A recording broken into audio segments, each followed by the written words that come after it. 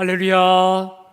여러분, 제가 오늘 봉독한 이 요한복음 21장은요 제가 좀 길긴 하지만 성서학자들에 의하면 이렇게 얘기합니다. 요한복음의 별책 부록이다.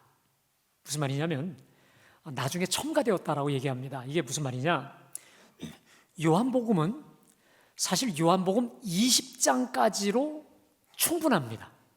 그러니까 내용상에서 보면 요한복음 20장 31절에서 실질적으로 요한복음의 모든 게 끝납니다. 내가 이것을 기록하면 하면서 그 기록한 목적까지 완결판이 요한복음 20장 31절에서 끝나기 때문에 사실 오늘 21장은 그다지 중요하지 않을 수도 있는, 그래서 부록이다, 나중에 엮어졌다, 이렇게 얘기를 하는데요. 자, 그렇다면 왜 요한복음 21장이 필요했을까요? 요한복음이 끝나면 이제 21장 오늘이 끝나면 바로 사도행전이 나옵니다. 사도행전은 이름 그대로 사도들의 행전이라고 해서 수많은 사도들을 통한 복음 전도의 그 여정이 예루살렘에서 온 유대와 사마리아 땅끝까지 이르러서 전 세계까지 쭉쭉 뻗어가는 이 사도들의 기록이 아니겠습니까?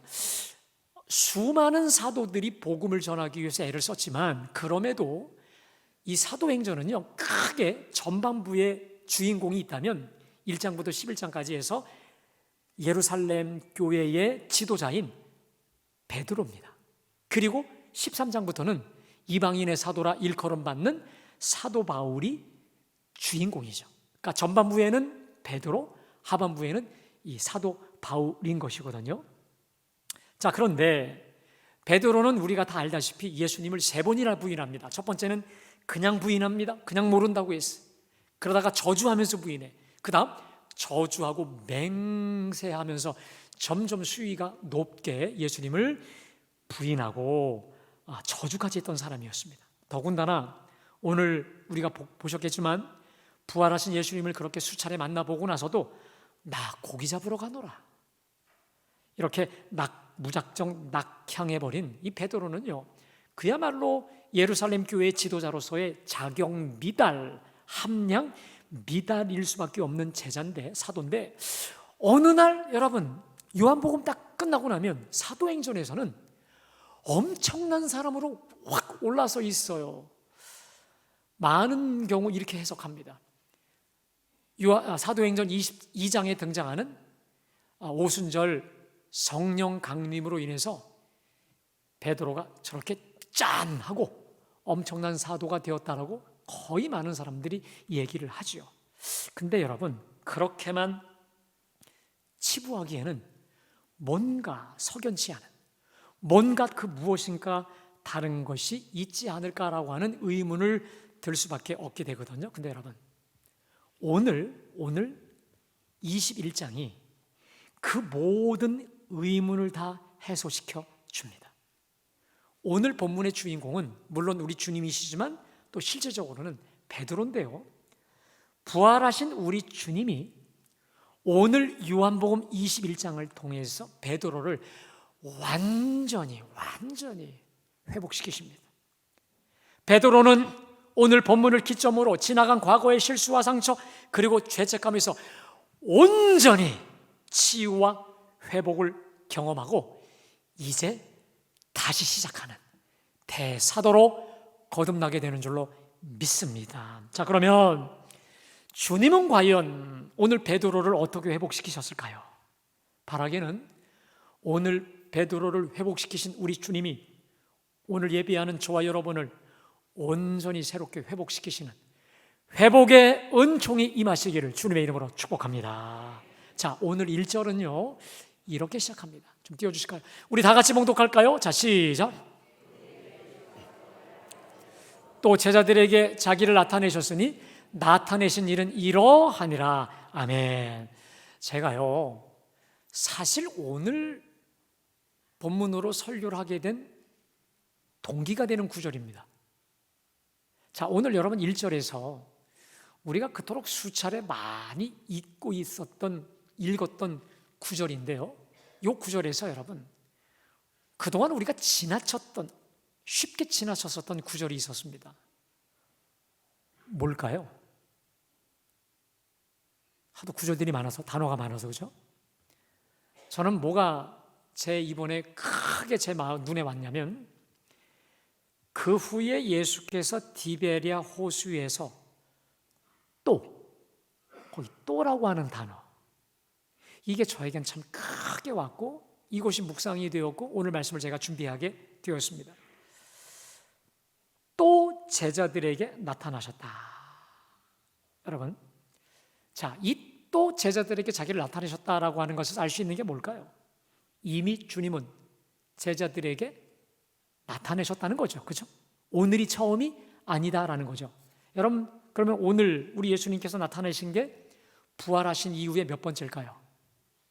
14절에 보니까 이것은 예수께서 죽은 자 가운데서 살아나신 후에 세 번째로 제자들에게 나타나신 것이라. 그러니까 세 번째입니다. 자, 그러면 첫 번째와 두 번째가 어땠을까? 자, 첫 번째는 먼저 부활하신 그날, 그 당일날 저녁 때 제자들이, 유대인들이 두려워 아주 모인 곳을 철통같이 문을 다 걸어 잠그고 꼭꼭 숨어버린 그때에 부활하신 주님께서 신령한 몸으로 다 문을 뚫고 오셔서 너희에게 평강이 있을지어다 하시면서 못자국 난 손과 또 창에 찔린 이 창자국, 옆구리 창자국을 친히 보여주시면서 나타내 보이셨습니다. 자, 그러자 제자들이 너무도 기쁜 거예요. 우리 주님이 그냥 돌아가시고 끝난 줄 알았는데 신이 우리에게 샬롬을 외쳐주시면서 이렇게 모든 흔적을 보여주시면서 찾아오시니까 너무 감격스러웠던 것이죠. 자, 그러면서 이렇게 그럼에도 두려워 떨고 있었던 제자들에게 주님이 또 말씀하십니다. 너희에게 평강이 있을지어다 말씀하시며 아버지께서 나를 보내신 것 같이 나도 너희를 보내노라 말씀하시면서 입에서 숨을 크게 내쉬면서 누굴 보내시냐면 성령님을 보내십니다. 그러니까요, 만인에게 성령이 임한 것은 오순절 날이었지만 제자들에게 성령이 임했던 것은 부활하신 바로 그날 우리 주님이 제자들에게 먼저 성령을 불어넣어 주셔서 부활의 증인, 부활의 복음을 전하라 용기를 불어넣어 주셨죠. 근데 여러분, 그 11명의 제자 중에 그때 누가 없었나요? 어떤 제자가 없었나요? 그때 10명만 있었던 거예요. 그 도마가 그 자리에 없었던 거예요. 자, 이 10명의 제자들이 도마가 왔을 때, 야, 우리가 부활하신 예수를 만났는데 손가락에 못자국이 있고 옆구리에 장자국이 있게 정말 부활하셨어. 도마가 무슨 소리 하는 거야? 죽은 자가 어떻게 살아? 난 봐야만 믿겠어. 내가 그의 손에 손가락을 놓아보고 그의 옆구리에 내가 창자국을 내가 만져봐야 알겠다라고 큰 소리를 칩니다. 그러자 우리 예수님께서 그 소리를 다 들으신 것 같아요. 정확히 7일 만에 우리 주님이 도마가 함께 다 있을 때 나타나셨습니다. 자, 그리고는 우리 주님이 너희에게 평강이 있을지어다 하시면서 못자국 난 손가락을 보여주시면서 넣어보게 하시고 창자국의 이 창 옆구리를 또 눌러보게 하십니다. 그러자 도마가 기가 막히고 세밀하게 관찰합니다. 자, 그림을 좀 띄워주실까요? 저게요, 카라바조라고 하는 사람이 유명한 의심 많은 도마라고 하는 명작입니다. 여러분 보세요. 저 사람 지금 누굴까요? 도마가 옆구리에 좀 눌러보는 거예요. 여러분, 우리 예수님 부활하신 몸은 그냥 영체라기보다 신령한 몸이었습니다. 영광의 몸이었기 때문에 저렇게 만져볼 수 있었던 거예요. 여러분, 저 도마의 눈을 보세요. 눈, 뱁새의 눈 같지 않으세요? 독수리 눈 같지 않아요? 진짜인가 아닌가? 저 창자국인가 아닌가? 저 보세요. 아주 세밀하게 정말 예수님 옆구리를 그냥 찔러보는 거죠. 세밀하게. 예. 됐습니다.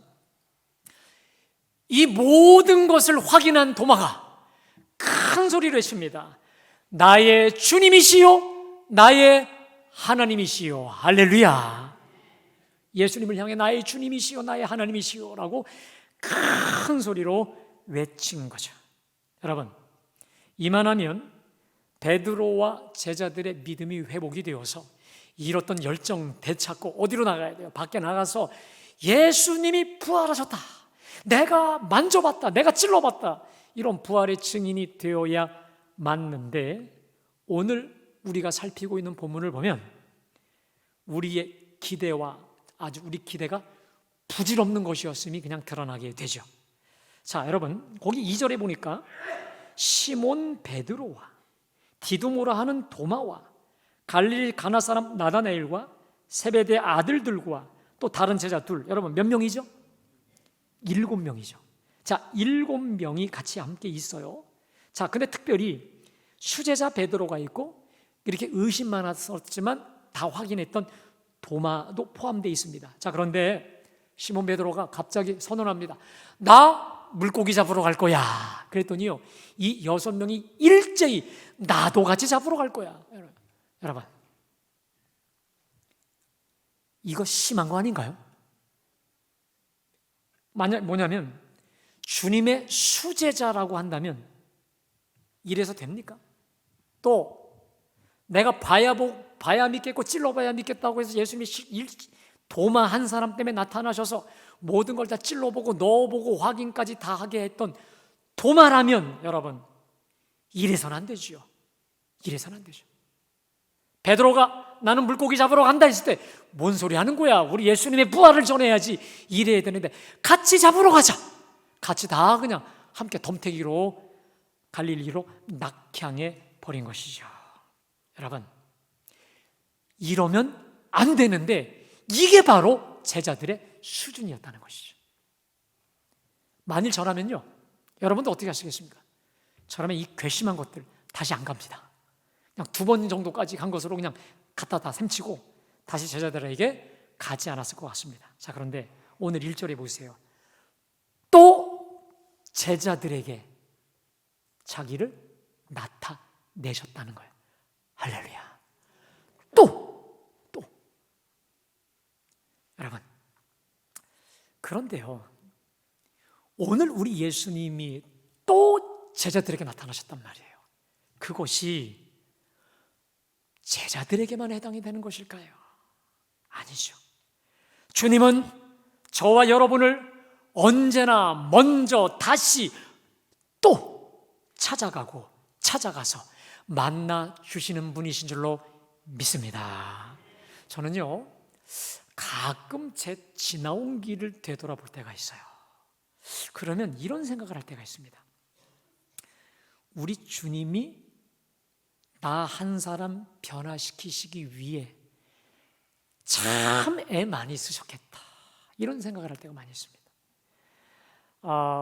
저를 깨뜨리시고, 저도 고집이 센 편이거든요.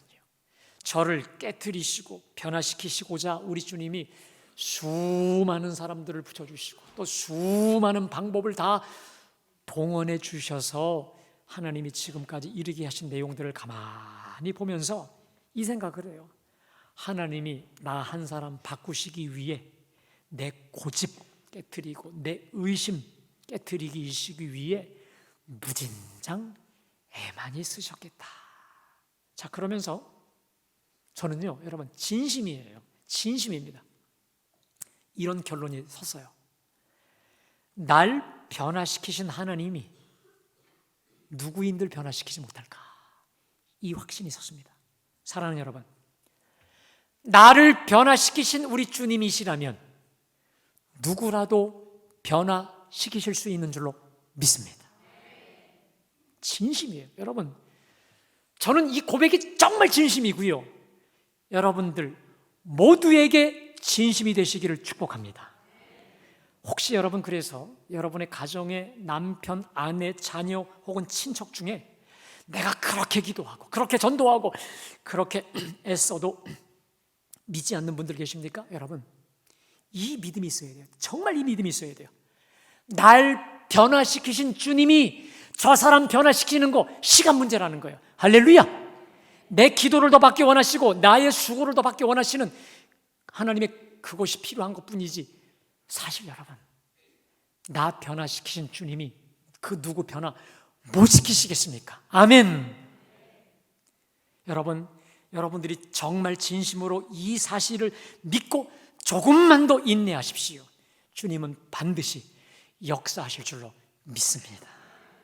근데요, 그것뿐이 아니에요. 오늘 또 제자들에게 자기를 나타내셨다. 저는요, 이 또라는 단어가 이렇게 읽혀졌어요. 범죄한 나를 또 다시 용서해 주신다, 이 말이죠. 제가 오늘 주보 6면에 선한목자교회를 이번에 선한목자교회를 은퇴하신 유기성 목사님의 진솔한 고백을 하나 좀 실었거든요. 자, 고백을 좀 한번 띄워주실까요? 제가 읽겠습니다. 저는 지금의 제가 있게 된 것이 하나님의 용서하심 때문임을 깊이 깨달았습니다. 저는 지금까지 하나님께서 내가 너를 용서한다, 용서한다, 용서한다 하시는 말씀을 수없이 들었습니다. 예수님을 영접하면 자동적으로 죄를 짓지 않게 되는 것이 아니었습니다. 음란, 욕심, 교만, 자랑, 혈기 다 똑같았습니다. 자, 그런데 이때 만약 한 번이라도 하나님께서 이제 더는 용서할 수 없다 하셨다면 저는 끝났을 것입니다. 그러나 제가 이런 것들로 가슴을 칠 때마다 하나님께서는 내가 너를 용서한다 하셨고, 결국 저는 그 은혜로 죄를 이겼습니다. 여러분, 이게 무슨 말입니까? 죄 짓지 말아야지, 나의 이 오래된 습관 빨리 뜯어 고쳐야지, 내가 올바로 살아야지. 이분은 하루에 수십 번, 수백 번 다짐해도 어쩔 수 없이 죄를 또 반복하고 그 습관 속에 들어가는 연약한 자신을 발견하면서 그럼에도 회개할 때마다, 자백할 때마다, 가슴을 칠 때마다 내가 너를 용서한다, 용서한다, 용서한다라고 하는 우리 주님의 용서가 끝이 없었다라는 거예요. 내가 너를 용서한다라고 하는 그 용서의 복음, 용서의 은혜로 결국 죄를 이길 수 있게 되었다는 고백 아니었겠습니까? 아멘. 사랑하는 여러분, 용서의 복음이 결국 우리의 고질적인 죄 문제를 해결케 되시는 줄로 믿습니다. 마찬가지로 주님은 오늘 부활하신 주님을 생생히 목격하였음에도 불구하고 사역이고 뭐고 다 때려치고 오직 자신만을 위해 나 고기 잡으러 가노라 달려간 베드로를 용서하시고 또 용서하시고 또 찾아오셔서 베드로를 회복시켜 주신 것이죠. 오늘 저 어리석은 베드로를 또 찾아오시고 또 용서해 주신 용서의 주님이 오늘 예배하는 저와 여러분을 개인적으로 인격적으로 찾아오셔서 용서하시고 또 용서하시고 회복시키시기를 주님의 이름으로 축복합니다. 자, 베드로가요, 이 7명과 함께 이제 본인까지 포함해서 이제 물고기를 잡으러 이제 나갔습니다. 그동안 3년 동안 예수님 따라다니느라 물고기 제대로 잡아본 적이 없었죠. 그러나 베드로에게 이런 확신이 있었습니다. 내가 일평생 이 갈릴리 호수에서 어부로 잔뼈가 굵고 왔는데 이번에 엄청난 거 못 잡으랴? 아마도 자신만만함의 마음을 가지고 신나게 배에 올랐을 것입니다. 그런데 어찌된 영문인지 그날따라 한 마리도 잡지 못해요. 날이 셀 때까지, 새벽이 밝아올 때까지 피레미 한 마리조차 잡지 못한 거예요. 얼마나 피곤했을까? 또 얼마나 자괴감이 들었을까? 여러분, 제가 만일 그때 거기 있었던 베드로라면 이런 마음이 들었을 거예요. 내 인생은 왜 이렇게 꼬이기만 하나? 왜 내 인생은 이렇게 지지리도 운이 없어? 하는 일마다 바닥을 쳐버린단 말이에요. 이런 절망감이 베드로 속에 분명히 엄습하였을 것입니다. 자, 그때 어떤 낯선 청년이 베드로를 향해 소리칩니다. 얘들아, 너희에게 고기가 있느냐? 없나이다. 그랬더니 갑자기 이 청년이 그물을 배 오른편에 던지라, 그리하면 잡히리라. 물론 이 7명 전부는 이 청년이 그 시간에 누군지 몰랐어요. 근데 왠지 알 수 없는 힘에 이끌려서 배 오른편으로 그물을 던집니다. 그랬더니 고기가 심이 많아 그물을 들 수 없게 된 거죠. 자, 바로 그때 예수님이 사랑하시는 제자 요한이 큰 소리를 칩니다. 주님이시라, 주님이시라, 할렐루야, 주님이시라. 자, 이 소리를 누가 듣냐면 베드로가 갑자기 그 소리를 듣는 순간 여러분, 배에서 겉옷을 입고 옷을 정장한 채로 첨벙첨벙 걸어서 저 갈릴리 호수 해변가로 나옵니다. 자, 그랬더니 우리 예수님께서 언제 나타나셨는지 갑자기 숯불을 만드셨어요. 그리고는 떡을 굽고 제자들이 잡아온 고기를 가지고 숯불 위에다가 떡과 물고기를 굽고 계신 거예요. 자, 그러면서 다 구우시고는 와서 조반을 먹으라라는 거예요. 여러분 한번 상상해 보세요. 지금 모든 게 다 어두워요. 새벽녘 어슴푸레한 상황입니다. 추워요. 그리고 하루 밤새 얼마나 덜덜 떨면서 이게 고기 잡으느라 애를 썼겠습니까? 그런데 우리 주님이 그 어둠컴컴한 그곳에 숯불을 마련해 가지고는 갓 잡은 생선과 떡을 굽고 계신 거 생각해 보세요. 여러분 아마 우리 예수님의 닭 주위가 컴컴하니까 얼굴이 조명 그 자체가 조명이니까 숯불이 조명이 돼서 잘 비춰지지 않았겠습니까? 어떤 얼굴이셨을까요?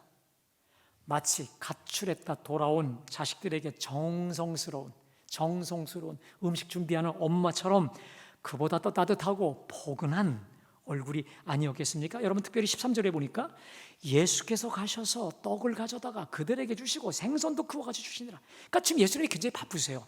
떡 가져다가 구워서 또 나눠주시고 생선 잡아다가 구워다 또 주시고 정말 아주 바쁘셨을 것입니다. 그러나 그 얼굴에는 누구보다 미소와 훈훈함과 따뜻함과 정감이 넘치는 얼굴 아니셨겠습니까?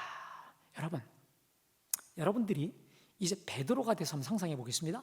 자, 베드로가 지금 우리 예수님이 구워주시는 떡과 지금 저 옆에는 고기들이 엄청나게 있고요. 거기서 그 고기 계속 갖고 날라다가 굽고 있어요. 자, 지금 예수님이 숯불에다가 고기와 떡을 구워 주시면서 지금 이 고기를 먹고 있을 때 여러분 베드로에게 무엇이 상상이 됐을까? 정확히 3년 전의 일이 상상이 되었을 것입니다. 그게 뭐냐? 베드로가 3년 전에 엄청난 물고기를 포획한 적이 있었습니다. 그 물고기를 잡기 바로 그 전날 밤에 베드로가 밤새 고기를 잡았지만 한 마리도 잡지 못했습니다. 일평생에 한 번도 고기를 못 잡아본 적이 한 번도 없어요. 그런데 그날따라 정말 피레미 새끼 한 마리도 잡지 못한 채로 전문가의 허무와 절망감을 느끼고 있었습니다. 자, 그때 예수님이라고 하는 청년이 나타나셔서 갑자기 깊은 데로 가서 그물을 내려 고기를 잡으라 명령하시는 거예요. 자, 이때 베드로가 내가 밤새 수고하였으니 고기를 잡은 게 없었지만 말씀에 의지하여 그물을 내리리라. 할렐루야. 말씀에 의지하여 내가 그물을 내리리다 하였더니 여러분 그물이 찢어질 정도로 고기를 잡지 않았겠습니까? 자, 그런데 우리 보통 사람 같으면 이 엄청난 고기를 잡게 되면요 바로 그 순간 그 예수님을 향해 우리 같이 동업합시다 이렇게 말할 수 있는데 그때 죄인 베드로의 영안이 활짝 열리면서 저분이 전능하신 하나님인 것을 깨달아 알게 됩니다. 그리고 그 전능하신 하나님의 영광 앞에 자신의 죄성이 나타나는 순간 그 자리에서 엎드려 버립니다. 나를 떠나소서, 주여 나를 떠나소서, 나는 죄인이로소이다. 납작 엎드려 버립니다. 하나님의 거룩한 두려움에 사로잡혀 두려움 속에 납작 엎드린 거죠. 자, 그때 주님이 베드로를 향해서 이렇게 말씀하십니다. 무서워 말라. 이제 후로는 내가 사람을 취하리라. 할렐루야. 지금 죄인 베드로입니다. 자신의 죄가 거룩하신 영광의 주님 앞에 다 드러난 가장 흉악한 죄인임이 드러났습니다. 그럼에도 죄인 베드로를 용납하시고 사랑하시고 그를 사명자로 부르셨던 바로 그때의 그 기억, 그리고 그때 그 현장 아니겠습니까? 그 현장으로 우리 주님이 지금 베드로를 초청하는 거 아니겠습니까? 아멘. 정확히 3년 전의 상황하고 똑같은 상황이죠. 마치 그리고는 가출했다 돌아온 자식에게 따뜻한 음식을 차려주듯이 지금 어머니의 밥상을 준비해 주신 거 아니겠습니까? 여러분, 오늘 지금 숯불에다가 생선을 계속해서 굽고 떡을 굽고 계신 우리 주님이 지금 뭘 뜻하는 걸까요? 내가 3년 전 죄인 베드로를 용서하고 용납하였듯이 나는 이제 죄인 베드로를 용서한다. 아멘. 내가 과거에 죄인 베드로를 용납하였듯이 나를 부인하고 저주하고 맹세함을 부인했던 베드로야, 내가 너를 이제 다 용서할 테니 죄책감 버리고 나와 함께 다시 시작하자. 그리고 여러분, 그 의미가 바로 떡과 생선 주시는 거 아니겠습니까? 여러분, 제가요 오늘 떡과 생선을 구워주시는 예수님의 모습을 보면서 뭐가 떠올랐을까요? 왜 자꾸 또 성찬이 떠올랐을까요? 떡을 구워서 떼어서 주시고, 또 물론 포도주는 아니지만 생선을 또 구워서 발라서 주시는 그 모습 보면서 마치 예수님의 살, 예수님의 피를 저 죄인 베드로에게 주시면서 내 살과 내 피를 먹고 다시 시작하자, 다시 시작하자. 할렐루야. 바로 이것이 바로 오늘 우리 주님의 이 모든 행동의 의미 아니겠습니까? 저는요, 제가 살면서 자꾸 죄에 빠지거나 혹은 내 삶에서 믿음에서 자꾸 멀어지려고 할 때마다 우리 주님은 제가 고등학교 2학년 때 주님 만났던 그 장소, 또 뜨겁게 하나님을 사랑했던 그 영적인 추억의 현장을 떠올리게 하십니다. 여러분, 여러분의 삶에서 주님이 멀어졌다 생각하실 때마다 여러분, 내가 주님 만났던 그 아름다운 추억의 현장, 은혜의 현장을 되돌이키시면서 지금도 변함없이 나를 사랑하시고 나를 축복하시는 주님을 기억하시기를 주님의 이름으로 축복합니다. 자, 그리고요, 우리 주님이 결정적으로 베드로의 자존감을 회복시킨 결정타가 있습니다. 자, 조반을 다 먹었어요. 생선과 떡을 다 먹고 났습니다. 우리 예수님께서 둘러 앉은 베드로에게 물으십니다. 여러분, 저는요, 조반 먹은 다음에 예수님하고 이제 베드로 1대1의 대화가 이루어지지 않습니까? 저는 이렇게 생각했어요. 베드로 잠깐 이리 좀 와봐 해서 베드로하고 1대1로 우리 주님이 만나서 교제하는 줄 알았습니다. 근데 여러분, 그렇지 않습니다. 지금 7명이 함께 있는 상황에서, 둘러 앉은 상황에서 우리 주님이 베드로에게 물으시는 겁니다. 요한의 아들 시몬아, 내가 이 사람들보다 나를 더 사랑하느냐? 아멘. 근데 이 똑같은 질문을요, 내가 이 사람들보다 나를 더 사랑하느냐? 15절에서도 17절에서도 16절, 17절 계속 우리 주님이 똑같은 질문을 하고 계시는 겁니다.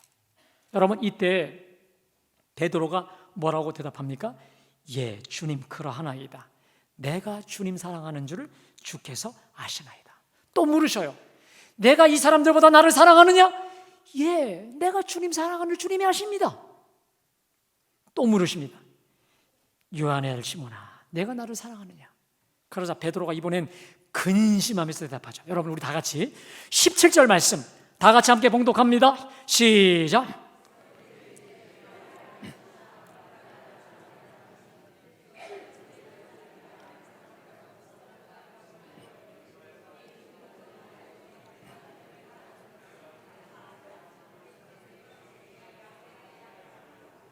따라합시다. 주님, 모든 것을 아시오매 내가 주님을 사랑하는 줄을 주님께서 아시나이다. 할렐루야. 여러분, 우리 주님 보세요. 3번 묻죠. 내가 이 사람들보다 나를 사랑하느냐? 요한의 아들 시몬아, 내가 나를 사랑하느냐? 그때 베드로의 고백이 뭡니까? 주님, 내가 주님 사랑하는 줄 주께서 아시나이다. 여러분, 제가 묻습니다. 베드로가 예수님을 사랑했습니까? 사랑하지 않습니까? 부인하고 저주했다고 하니까 여러분들 대답 안 나오시는 거 봐요. 그죠? 베드로는요, 누구보다 예수님을 사랑하는데 그 사랑이 너무 넘쳐요. 너무 넘쳐서 탈이에요. 때로는 너희가 다 나를 버릴 것이다 하면 뭐라고 합니까? 예수님, 쟤네들은 다 버릴지라도 나는 절대로 버리지 않겠다. 좀 사랑이 넘치는 게 문제일 정도로 베드로는 예수님을 사랑하는 사람이에요. 그런데 그 여자 어린 종 앞에서 갑자기 두려움에 사로잡혔어. 예수님을 부인하고 또 저주하고 맹세하며 부인한 게 문제였지만 베드로는 예수님을 사랑한 게 맞습니다. 근데 여러분, 그러면 여러분 제가 여쭤볼까요? 왜 예수님께서 3번이나 걸쳐서 내가 나를 사랑하느냐? 내가 이 사람들보다 나를 사랑하느냐? 여러분, 특별히 요한의 아들 시몬아 하면서 물으셨을까요? 그리고 베드로에게 내가 주님 사랑하는 줄 주님이 아시나이다. 여러분, 왜 이렇게 3번 크게 주님이 듣고 싶으셨을까요? 이것은요, 주님의 의도적인 질문입니다. 베드로는 그 숯불 앞에서, 여자 어린 종 앞에서 예수님을 부인하되 저주하고 맹세하고 부인하고 난 뒤에 감히 내가 주님을 사랑합니다, 이 고백을 할 수가 없었습니다. 그러니까 마음 깊은 곳에서는 주님을 사랑하는 마음이 분명히 용암처럼 분출하고 있습니다. 그러나 차마 그 돌이킬 수 없는 죄악과 죄책으로 인해서 내가 주님 사랑합니다, 이 고백을 할 수 없는, 그래도 나름 양심의 가책, 그게 있었던 사람이에요. 그러니까 아마도 그 사건 이후에 내가 주님 사랑합니다, 이 고백을 감히 하지 못했습니다. 근데 문제는 그러면 그럴수록 주님으로부터 더 멀어지는 거예요. 나 물고기 잡으러 가노라. 여러분, 2번이나 모든 것을 다 보고 나서도 나 고기 잡으러 가, 사명이 뭐 필요 없어. 점점 예수님을 멀어지고 있는 거예요. 왜? 그 죄책감이, 그 과거의 죄악이 그 마음에 있는 자신의 예수님을 향한 그 사랑을 분출하려고 할 때마다 막는 거죠. 그러니까 오늘 주님이 이렇게 똑같은 질문을 던지고 똑같은 사랑 확인을 받고 싶었던 이유는 첫 번째, 베드로의 무너진 자존감을 회복시켜 주신 줄로 믿습니다. 다시 말하면 베드로 속에 있는 그 깊은 진실, 베드로 속에 있는 깊은 중심, 사람은 외모를 보지만 하나님은 중심을 보시는 줄로 믿습니다. 베드로의 그 중심을 아세요? 마음은 원이로되 육신이 약해서 자기도 모르게 죄지었던 베드로의 중심을 터치하신 거예요. 그 사랑의 마음, 용암처럼 분출하고 싶어하는 그 마음을 아시고 수면 위로 끌어올린 거죠. 아멘? 내가 주님을 사랑하는 줄을 주께서 아시나이다. 마치 뭐와 똑같냐면, 여러분, 예수님을 부인할 때 나 저 예수 몰라? 그 다음에 2번째, 저주하면서 몰라. 저주하고 맹세하면서 이 저주의 부인의 강도가 세졌듯이 주님이 요한의 아들 시몬아, 내가 나를 사랑하느냐? 내가 주님 사랑하는 줄 주님이 아십니다. 또 물으세요. 내가 나를 사랑하냐? 내가 주님 사랑하는 거 주님이 아시잖아요. 또 물으시니까 이번엔 걱정 반 근심 반에, 주님 모든 것을 아시오매 내가 주님 사랑하는 줄 주께서 아시나이다. 할렐루야. 강도가 엄청나게 커졌겠죠. 여러분, 그 순간 베드로를 붙잡고 있었던 모든 자책감의 쇠고랑에서 풀어진 줄로 믿습니다. 자기가 자기를 묶고 있었던 그 죄악의 죄책감, 깊은 돌이킬 수 없는 자기를 정죄하고 있었던 정죄감에서 풀어진 겁니다. 또 하나, 옆에 있었던 6명이 다 들었죠. 그들은 베드로를 어떻게 알고 있습니까? 예수님을 저주하고 맹세하며 부인했던 사람으로 알고 있었습니다. 그런데 그 6명 앞에서 베드로가 얼마나 주님을 사랑하고 얼마나 주님을 향한 사랑이 들끓고 있는지를 재확인시키심으로 인해서 베드로를 예루살렘 지도자 중에 지도자로 세워주시고자 했었던 하나님의 세워주심의 은총이었는 줄로 믿습니다. 결국 오늘 이 사건을 통해서 베드로는 자신의 과거의 이 비참함, 과거의 모든 죄악을 그리고 수치심을 다 깨끗이 쓸어버리고 예루살렘 대지도자 중에 지도자로 우뚝 서게 하여 주신 줄로 믿습니다. 오늘 주님의 이 놀라운 용서하심과 사랑 재확인을 통해 베드로의 비겁했던 과거 다 털어버리고 이제 주님을 위해 기꺼이 죽을 수 있는 순교자적 정신을 가지고 살다 결국 십자가를 거꾸로 지고 순교했던 것처럼, 사랑하는 여러분, 오늘 베드로를 회복시키신 주님이 저와 여러분을 회복시키시기를 주님의 이름으로 축복합니다. 혹시 오늘 이 자리에 베드로처럼 과거에 지었던 실수, 허물, 이거는 정말 돌이킬 수 없는 죄라고 하는 그 죄책감 속에 나오신 분들 계십니까? 자, 우리 주님이 이렇게 선언하십니다. 요한 1서 1장 9절입니다. 우리 다 같이 봉독합니다. 시작.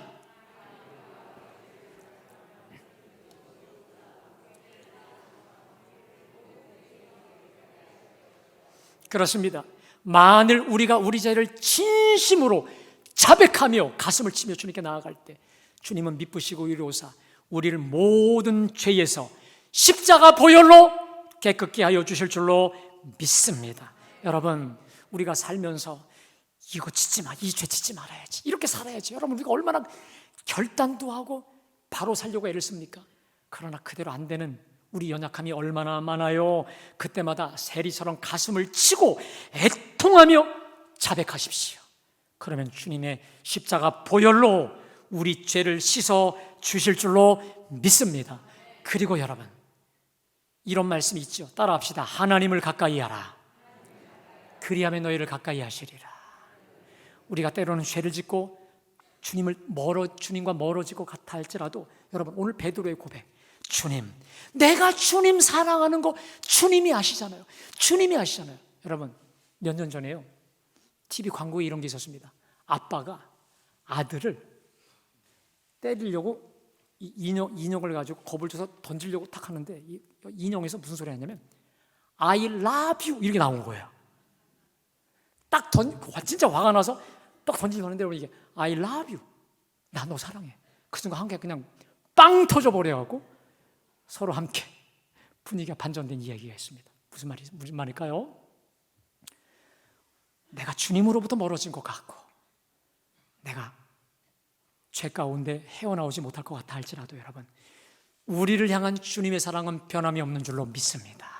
오늘 베드로의 이 고백, 주님, 내가 비록 죄와 허물 속에 있었지만 내가 주님 사랑하는 줄 주께서 아시나이다. 이 회개와 사랑, 죄 확인을 통해 죄악 중에서도 빨리 돌이키며 주님과의 아름다운 교제와 관계를 회복할 수 있는 우리 모두가 되시기를 주님의 이름으로 축복합니다. 오늘 베드로를 회복시키신 우리 하나님의 용서와 회복하심이 저와 여러분에게도 가득 차시기를 주님의 이름으로 축복합니다.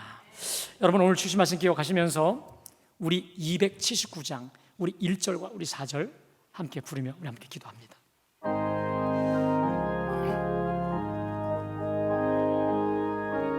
주님, 이 허물들 가지고 나아갑니다.